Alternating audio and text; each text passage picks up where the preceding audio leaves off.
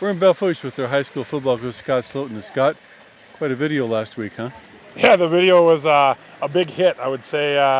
You posted it, I think, Friday morning, and it got spread around fairly quickly. Even my family in Wisconsin got a hold of it, and I think we had a lot of views, a lot of likes.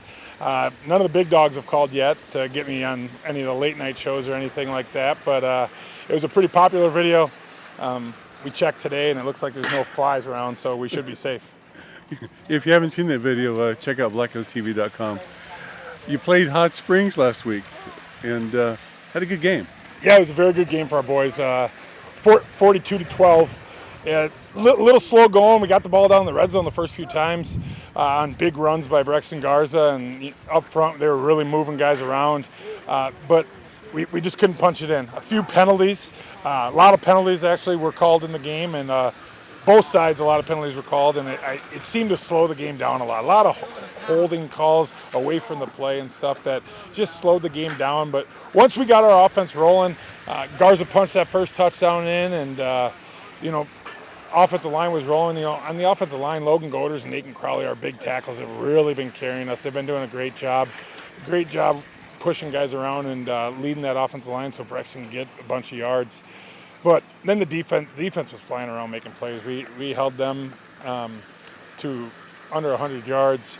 I think we had 9 sacks in the game, which was freaking phenomenal. I mean, we had 5 sacks total last season, and we had 9 in this game. Wow. So it's pretty good for our defense to fly around and hit the quarterback, forced a few turnovers that we turned into points, and then second half, we had a play called the Bronx Special. Stole a little bit from the Philadelphia Eagles that they ran in the Super Bowl, the Philly Special. But toss, reverse, pass back to the quarterback, and that worked out for a touchdown. And it's always, we try to put something fun in for the boys, a trick play. You like those trick plays? I do like trick plays. They don't always work, though. This one worked for a touchdown, so it was pretty awesome. Toss to the Garza. Garza flipped it to land fear on the reverse, and then land through the ball about 15 yards downfield to our quarterback. And quarterback put on his fancy shoes and juked out a few dudes and took it to the end zone. And it was made the game a lot. It kind of blew open the game, gave us a 28-point lead, and then you kind of knew the kids were just having a blast, and we kept rolling from there. When that happens, it really affects the team in a good way. Oh, it did. I think it really juiced up the whole team because I told Budmeyer, you score on this, you're probably done. And so once he scores, we get our backup quarterback in, and then we start rolling in the other backups. And late in the game, we get a sack from one of our sophomores, Andy Tonsager, which is he's a backup kid that doesn't get to play much varsity, but against their varsity starters, he gets off the edge and hits the quarterback for a sack, sparking our sideline, our older guys on the sideline to get amped up. Then we get the ball back, and Devin Nowajewski, our sophomore running back, takes a toss to the house from about, I think it was about 50, 55 yards, and seeing those young guys get in there and make big plays also, really brings the team together, and you could really see the camaraderie of the guys. They were having a lot of fun with the game, and they had fun with the win, and then, it makes you smile. It's better to get back in the win column this week, and now we're building on that. We're going to build on that for this week, and then building into next week when we play St. Thomas More. I know St. Thomas More is a tough team, but the week before you played Douglas, Wyoming. And they're a tough team. They're a good team out in Wyoming. And when you played Hot Springs, they're more your talent level. Does it help a program like yours to play a team like Douglas? Oh, definitely. And that's what I always say that about, people always ask why West River and East River football in South Dakota is so different. And I think that's part of it, that, the Madisons, the Del Rapids, the West Centrals, they're always playing each other. Mm-hmm. We rarely see something like them, but they're always playing each other, so their kids know where they have to get to be competitive.